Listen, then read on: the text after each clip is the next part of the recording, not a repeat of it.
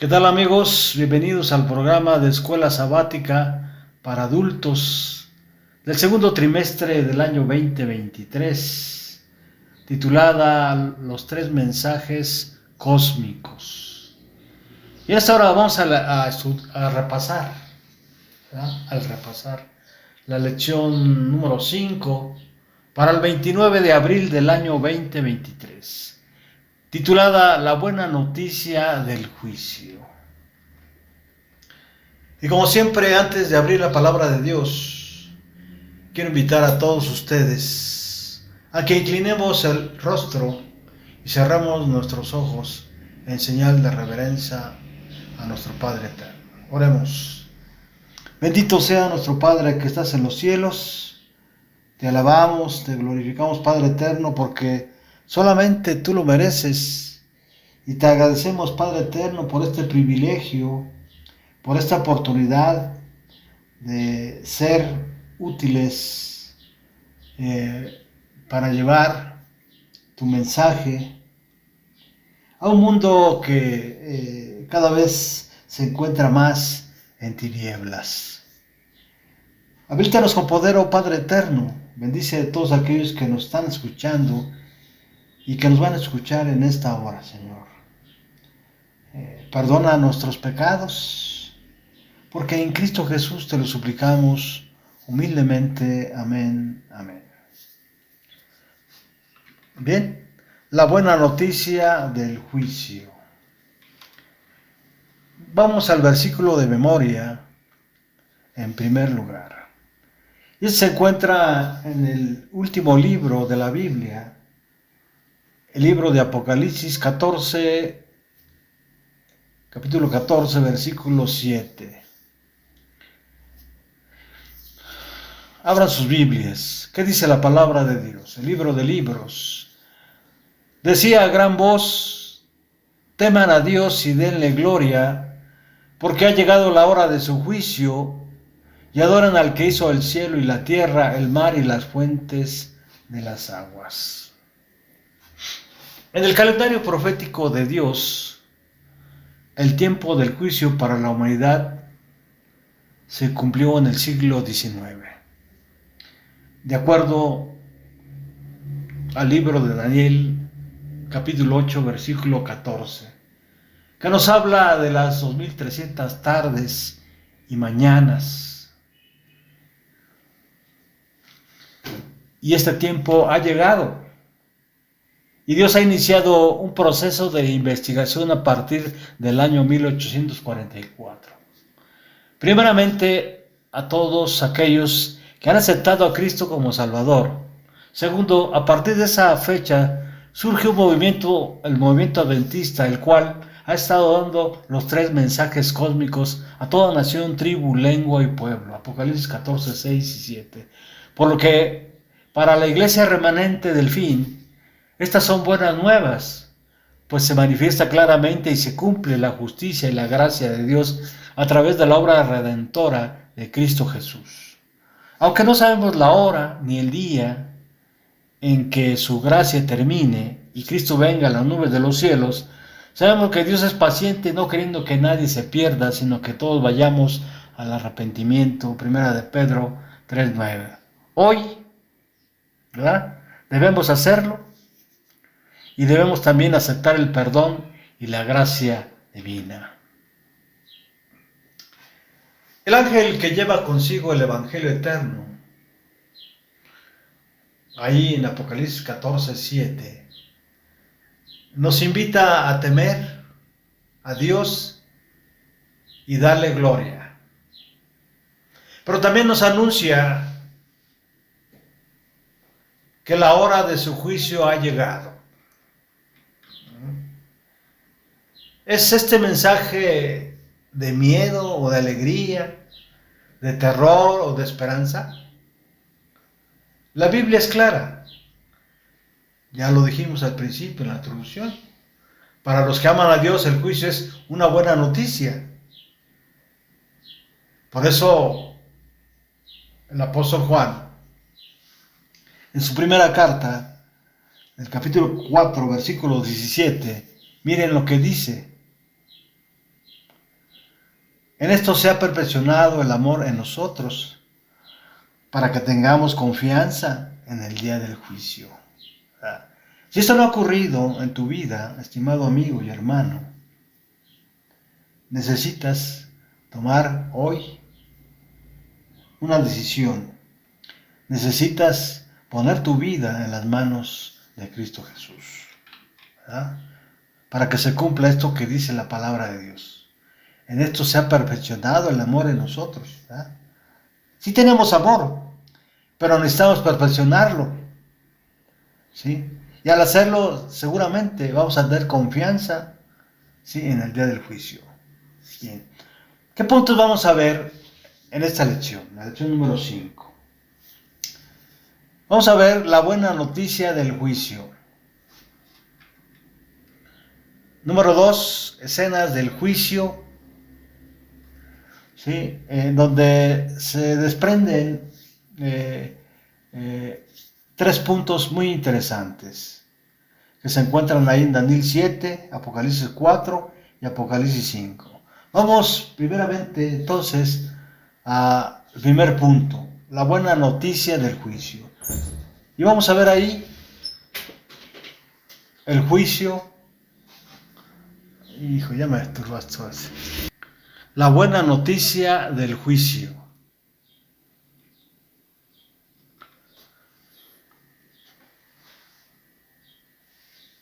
Vamos a ver en este punto dos cosas, el juicio y el evangelio. ¿Qué relación tienen esas dos cosas de acuerdo a lo que dice la palabra de Dios? Para ello quiero invitarles al Salmo 51.2. Salmo 51.2. Vamos a la Biblia, estimados amigos y hermanos. Salmo 51.2. ¿Qué dice la palabra de Dios? ¿Cómo está escrito, hermanos? Abran sus Biblias. Salmo 51.2.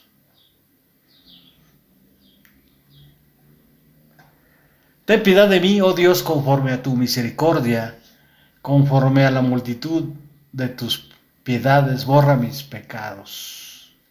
¿Verdad? Todo, dice la versión Reina Valera 60. ¿Verdad?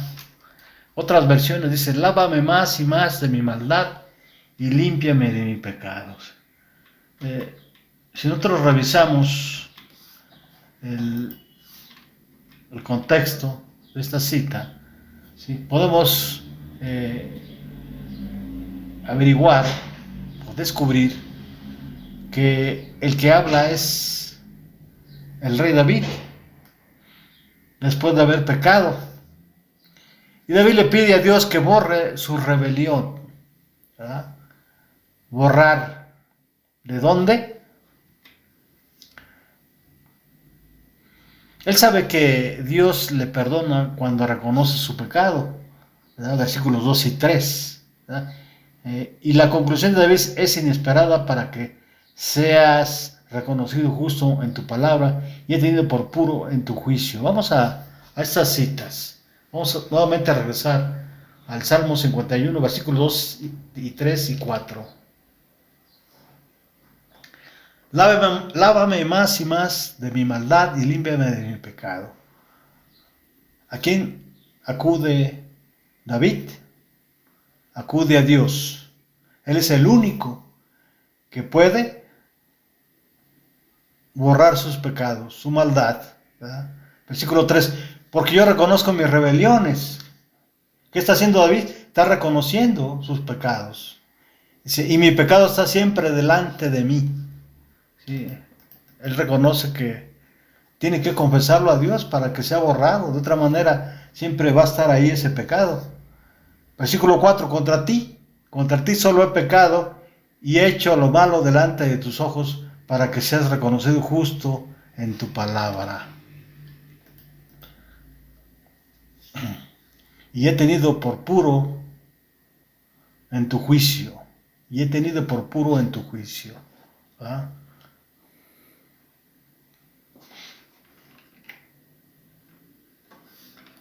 juicio. ¿En base a qué Dios hace esas tres cosas? Borra nuestro pecado, nos juzga con justicia y Él es tenido por puro en su juicio. En base al Evangelio. Esa es la relación que hay entre el Evangelio, el juicio y el Evangelio. La base es el Evangelio. Si nosotros aceptamos el Evangelio no es un concepto. El Evangelio es una persona. Son las buenas nuevas de salvación y que están en una persona, Cristo Jesús. Mediante Él nuestros pecados son perdonados y nuestra salvación está asegurada. Y sin duda salimos victoriosos en el juicio. A la luz del sacrificio de Jesús, todo el universo, que por cierto está muy interesado en nuestra redención, reconocerá la justicia de Dios en su trato con el pecado. Vamos al otro aspecto de este primer punto, la buena noticia del juicio. Y es también, Dios hace un juicio, pero también tiene misericordia. Quiero invitarles para ello, para que vayamos a la Biblia, al libro de libros, en Salmos 62:12. Salmos 62:12. Salmos 62:12. Vamos a la palabra de Dios, hermanos, en Salmos 62:12. Y tuya, oh Señor, es la misericordia, ¿verdad? Porque tú pagas a cada uno conforme a su obra, ¿verdad? Y tuya, oh Señor, es la misericordia, ¿verdad?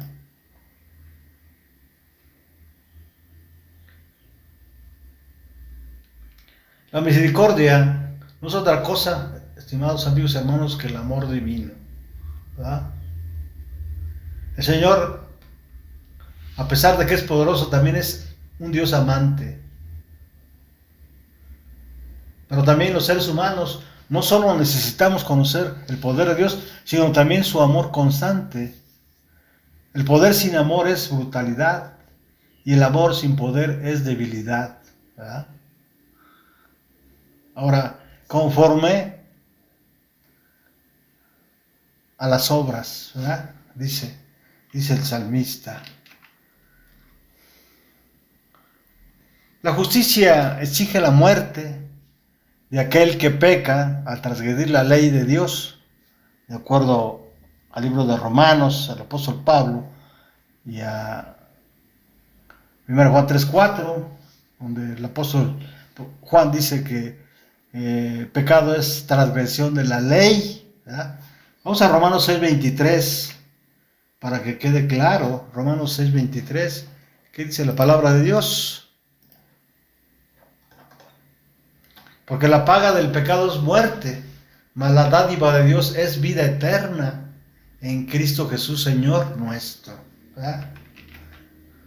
Sin Jesús, todos estamos perdidos, ¿verdad? Sin Jesús, todos estamos perdidos. Por eso el apóstol Pablo, ahí en Romanos 8:1, dice él, ahí en Romanos 8:1, vamos a leerlo para no dice, ahora pues ninguna condenación hay para los que están en Cristo Jesús, los que no andan conforme a la carne, sino conforme al Espíritu, ¿verdad?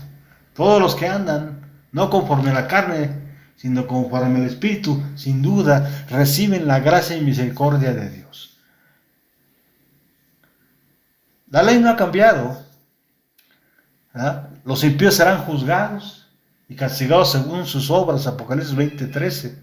¿verdad? El transgresor de la ley es condenado. Vamos al capítulo 20, vamos a leer el versículo 13 y 15. Apocalipsis 20, 13 y 15.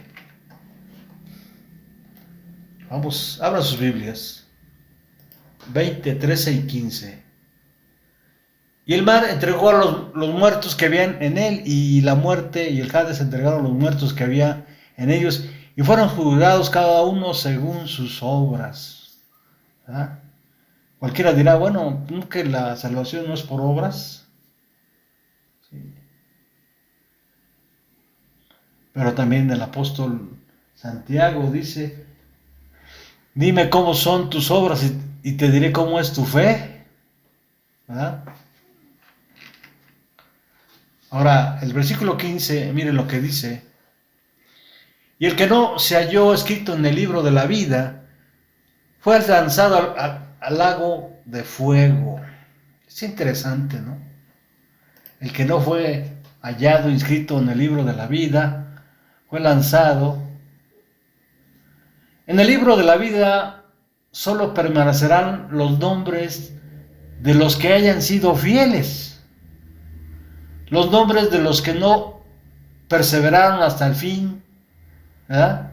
Serán borrados. Revelación, Apocalipsis 3:5. Los nombres de muchos nunca estuvieron registrados ahí, porque en el libro solo están los nombres de los que en algún momento de su vida profesaron fe en Cristo. ¿Verdad? Ahora, podemos ampliar más algunas cosas, ¿verdad? Pero no tenemos el tiempo suficiente para hacerlo, ¿verdad? ¿Cómo podemos pues tener esperanza en el juicio? No hay otra, por la misericordia de Dios, ¿verdad? Jesús pone su vida en lugar de la vida de aquel que lo acepte como Salvador, Efesios 2:4 y 5 y Santiago 2:13. ¿Cuál es el problema que tenemos usted y yo como seres humanos? ¿Verdad? En un principio, antes de aceptar a Cristo, nosotros estábamos enemistados con Dios. Aparte de eso, nuestra naturaleza era caída, ¿verdad? Nuestra naturaleza era caída. El apóstol Pablo dice que no hay justo ni aún uno solo, ¿verdad? Aparte de estar enemistados con Dios, nuestra naturaleza es caída. Ahora que hemos aceptado a Jesús, nos hemos amistado con Dios, pero nuestra naturaleza sigue siendo pecadora. Por lo que vemos ahí en el juicio cómo la misericordia de Dios es muy importante para todos nosotros, ¿verdad? Para todos nosotros. Solo Cristo puede presentar una intercesión eficaz en nuestro favor.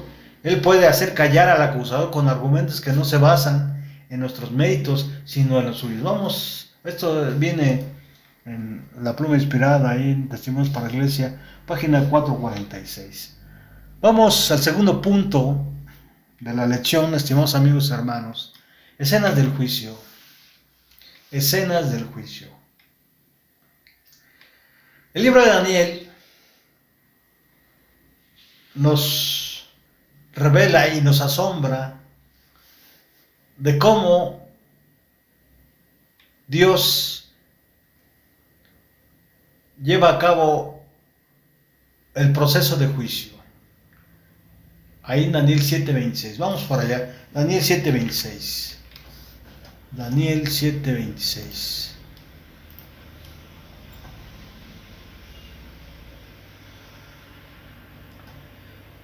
Pero se sentará el juez y le quitarán su dominio para que sea destruido y arruinado hasta el fin. Ahora vamos a ver esta cita. Pero se sentará el juez y le quitarán su dominio para que sea destruido y arruinado hasta el fin. ¿De quién está hablando? Está hablando, sin duda, de una entidad que le fue otorgada poder, ¿verdad? Dice el versículo 25, y hablará palabras contra el Altísimo, y los santos del Altísimo os quebrantará, y pensará en cambiar los tiempos y la ley, y serán entregados en su mano hasta tiempos y medio tiempo. Esto significa 1260 años, según el cálculo profético, ¿verdad? ¿De quién está hablando? Está hablando del cuerno pequeño. Ya hemos estudiado que el cuerno pequeño es un poder político religioso, ¿verdad?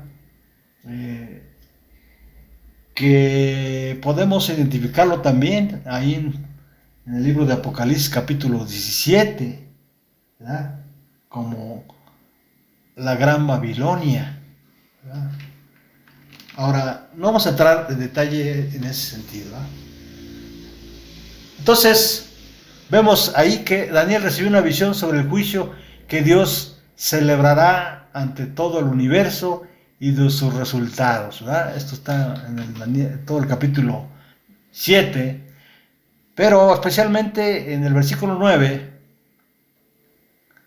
se describe cómo Dios inaugura el juicio sentado en un trono de fuego. El versículo 10 también, en esa visión, Daniel nos revela que millones asisten al juicio y se abren los libros, ¿verdad? Será interesante saber quiénes son los que asisten. Vamos a la palabra de Dios, al versículo 10.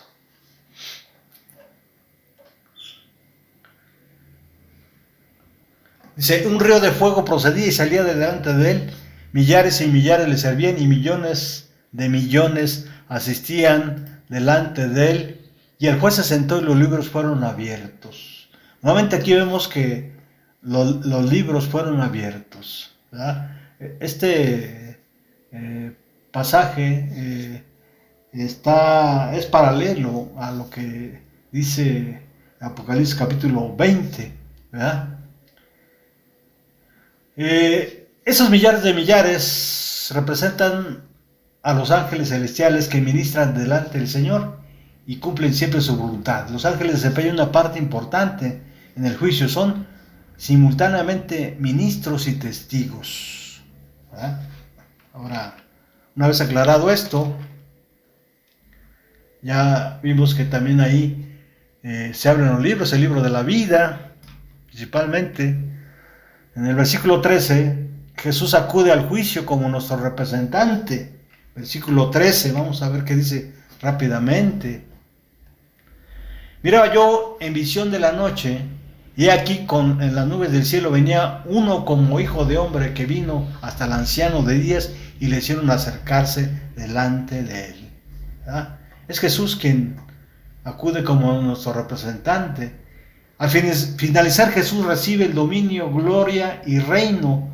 Versículo 14. Vamos rápidamente. Y le fue dado dominio, gloria y reino para que todos los pueblos, naciones y lenguas recibieran. Y su dominio es dominio eterno que nunca pasará. Y su reino uno que no será destruido. Y yo digo amén. ¿Verdad? Amén. Ahora, si nosotros comparamos esto con lo que dice el Evangelio de Mateo, ahí en el capítulo 28,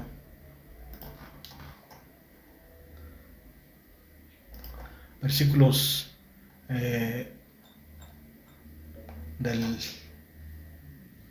18 en adelante, dice, y Jesús se acercó y les habló diciendo, toda potestad me es dada en el cielo y en la tierra, ¿verdad?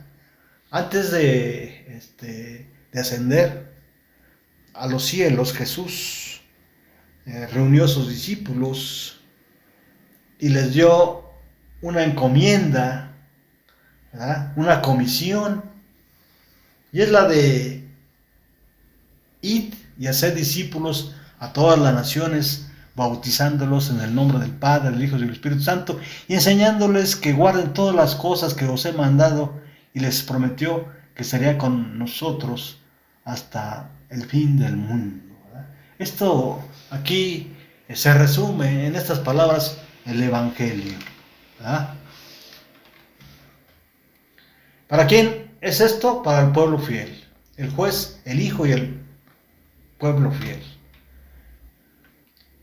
En el versículo 26 decreta la destrucción de los impíos. Vamos rápidamente otra vez Volvamos al libro de Daniel, al capítulo 7, versículo 26. Pero se sentará el juez y le quitarán su dominio para que sea destruido y arruinado hasta el fin. ¿Verdad? Aquí está hablando específicamente no solamente de todos aquellos ministros que abandonando la fe apostataron contra la ley de Dios y contra sus preceptos y contra su voluntad de Dios, ¿verdad? Ahora, en el versículo 27, Jesús entrega su reino al pueblo de los santos, ¿verdad? Y que el reino y el dominio y la majestad de los reinos debajo de todo el cielo se ha dado al pueblo de los santos del Altísimo, cuyo reino es el reino eterno, y todos los dominios le servirán y obedecerán. Esa es la promesa que Dios tiene para su pueblo. Luego entonces el juicio pone punto final al gobierno del mal. Las acusaciones de Satanás contra Dios han resultado falsas. Dios ha sido vindicado, su pueblo ha sido perdonado y Jesús recibe el reino. Luego Él vendrá a recogernos y a entregarnos el reino que ha recibido.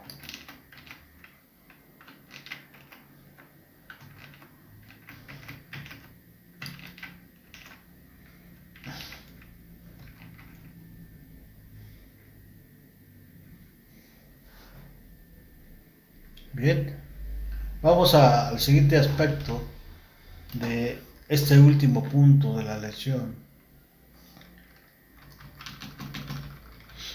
Escenas del juicio es el último punto de la lección. El juicio comienza con alabanza. En Apocalipsis 4:2,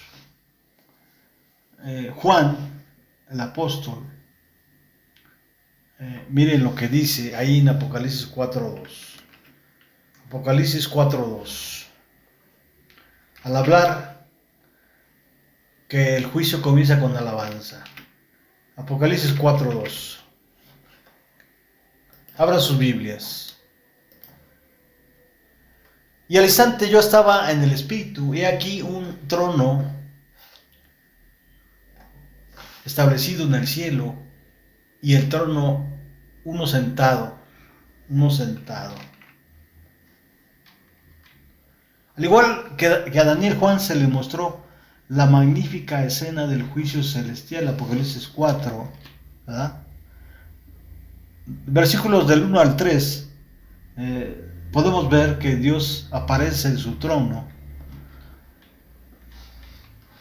En el versículo 4, vayamos rápidamente, vemos 24 ancianos que rodean el trono para actuar como jurado. Vamos al versículo 4, y alrededor del trono había 24 tronos, y vi sentados en los tronos 24 ancianos vestidos de ropas blancas, con coronas de oro en sus cabezas. Esta escena hace recordar a Isaías 24:23 en la Septuagesima. Reinará el Señor y delante de los ancianos será glorificado. El hecho de que estos ancianos estén vestidos con vestiduras blancas, que pueden simbolizar justicia, y que tienen en sus cabezas coronas, ¿verdad?, como emblemas de la victoria, ¿verdad?, ha inducido a algunos a sugerir que representan a hombres redimidos, en una interpretación que explica que la dirección del trono celestial de los capítulos 4 y 5 debe ubicarse en el tiempo antes de que comiencen a suceder los acontecimientos simbolizados por los 7 sellos. ¿Ah? Si es así, entonces los 24 ancianos son seres humanos, necesariamente debían ser hombres, ya que estaban en el cielo en los días de Juan. Bien, una vez aclarado esto, pasemos a la siguiente cita, versículo 5. Salen truenos y relámpagos y voces y comienza el juicio. Noten todo lo que está alrededor de este juicio, ¿verdad? Aparecen los testigos, los querubines que representan a los ángeles que han estado entre vosotros, versículos 6 y 8. Aquí los ángeles son testigos de lo que nosotros hacemos, lo bueno y lo malo. En el versículo del 9 al 11, antes de continuar, Dios es alabado. La alabanza es un punto central que está en la escena del juicio. Los seres celestiales alaban a Dios porque es digno de juzgar y poner fin al pecado. En el versículo 11 de Apocalipsis 4, dice la palabra: Señor, digno eres de recibir la gloria y la honra y el poder, porque tú creaste todas las cosas y por tu voluntad existen y fueron creadas. Vamos al último punto de la lección. Pero antes, en resumen, los capítulos 4 y 5 de Apocalipsis muestran el comienzo del juicio investigador en 1844. ¿Verdad? Cuando el libro se abre, la humanidad es juzgada por el contenido del libro. Donde el juez es el Padre, el jurado, 24 ancianos, y los asistentes son los ángeles.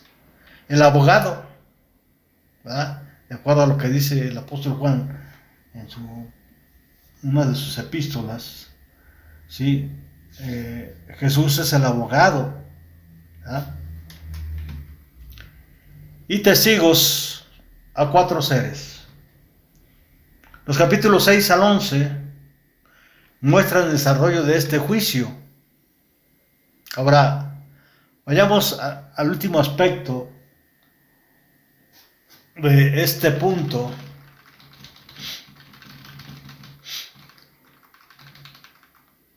De las escenas del juicio.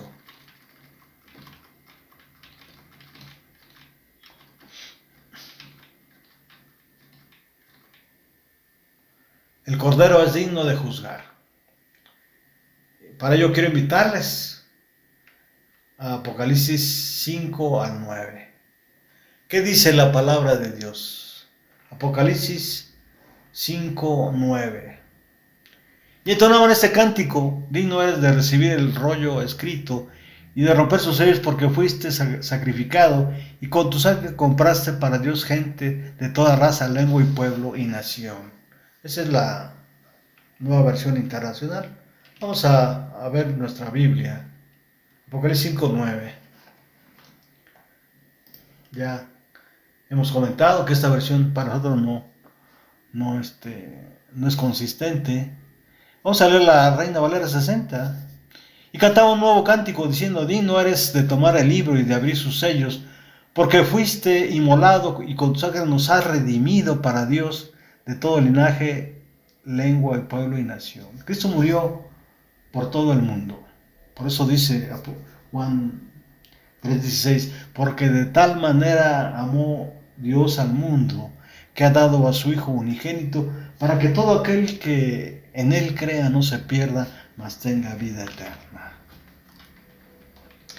En la mano del Padre aparece un rollo, según Apocalipsis 5, del 1 al 4. Su contenido está o será examinado durante el juicio, pero no hay nadie digno de abrir sus sellos y juzgar con justicia sus hechos. Solo Jesús es digno. Solo Jesús es el Cordero de Dios que quita el pecado del mundo, quien se sacrificó por nosotros. Él nos representa en el juicio, su vida perfecta y recta nos cubre, versículos 5, 6 y 7. Ante tanto amor derrochado, el cielo irrumpe nuevamente en alabanzas a Jesús.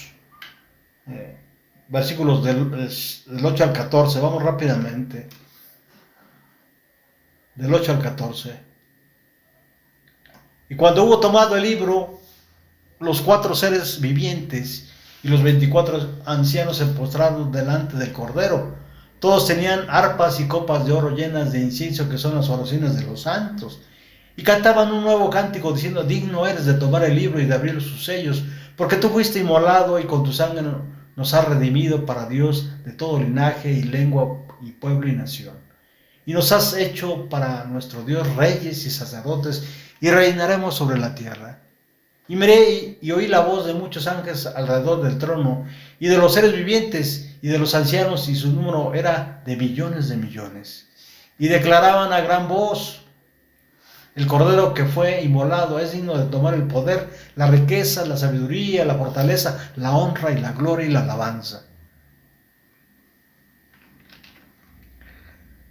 Versículo 14. Los 4 seres vivientes decían amén, y los 24 ancianos se postraron sobre sus rostros y adoraron al que vive por los siglos de los siglos. Amén. El propósito, estimados amigos y hermanos, del juicio no es descubrir lo malo que somos, sino revelar lo bueno que es Dios. Por eso la pluma inspirada en Testimonios para la Iglesia, tomo 5, página 448, miren lo que dice. Satanás insiste delante de Dios en sus acusaciones contra ellos. Son estos, dice, los que han de tomar mi lugar en el cielo y el lugar de los ángeles que se unieron conmigo. Contempla su egoísmo, su malicia, su odio mutuo. Me desterrará Dios a mí y a mis ángeles de su presencia, y sin embargo recompensará a aquellos que han sido culpables de los mismos pecados. Eso dice Satanás, el gran acusador. Pero aunque los seguidores de Cristo han pecado, no se han entregado al dominio del mal. Han puesto a un lado sus pecados, han buscado al Señor con humildad y contrición, y el abogado divino intercede en su favor. El que ha sido el más ultrajado por su ingratitud, el que conoce sus pecados y también su arrepentimiento, declara: Jehová te reprenda, oh Satán, yo di mi vida por estas almas, están esculpidas en las palmas de mis manos. Con esta hermosa joya, estimados amigos y hermanos, terminamos este repaso, esperando con la ayuda de Dios y para gloria de Dios, que su palabra sea honrada y glorificada, y podamos siempre hacer su voluntad. Que el Señor los bendiga. Hasta pronto y nos vemos en la siguiente lección.